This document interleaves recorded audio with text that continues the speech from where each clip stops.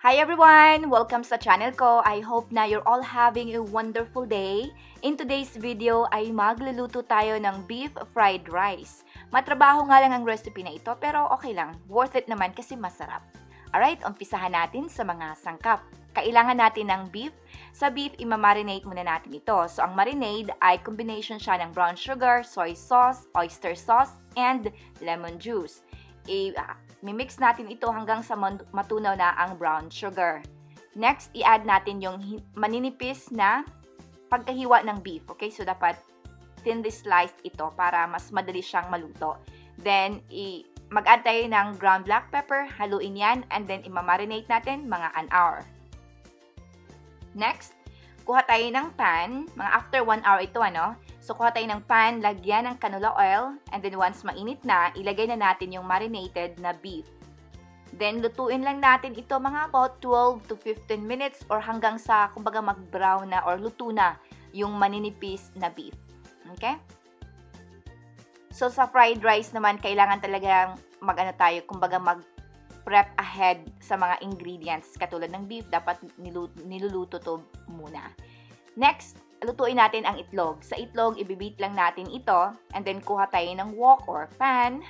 Lagyan ng oil. Mga about 3 tablespoon ng oil dito. And then, once mainit na yan, on high heat, okay? Ilagay natin ang itlog and then haluin immediately. Katulad ng ginagawa ko dito, hinalo-halo ko yan. Kumbaga, like scrambled egg yan. So, yan. Haluin lang. And then, kapag ganito na yung texture, mag-stop na tayo and then i-transfer natin on a plate and then set it aside. Kailangan rin natin ng cooked rice, corn kernel, green peas, garlic, sriracha, teriyaki sauce, lemon juice, soy sauce, sesame oil, and canola oil. Sa lista ng mga ingredients, kindly check ang show notes down below. So, yan, mag-umpisa na tayo ng fried rice mismo. Kuha tayo ng wok, lagyan ng canola oil on medium heat. Once mainit na yan, lutuin at gisahin ang bawang hanggang sa maging brown katulad niyan. Next, i-add na natin yung cooked na rice. Okay, so haluin lang yan.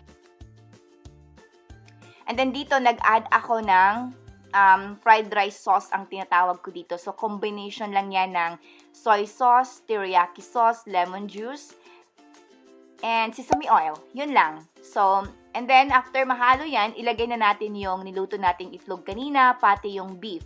Haluin na naman. Sa fried rice naman, kailangan halo lang yan. Mga medium heat ito, no?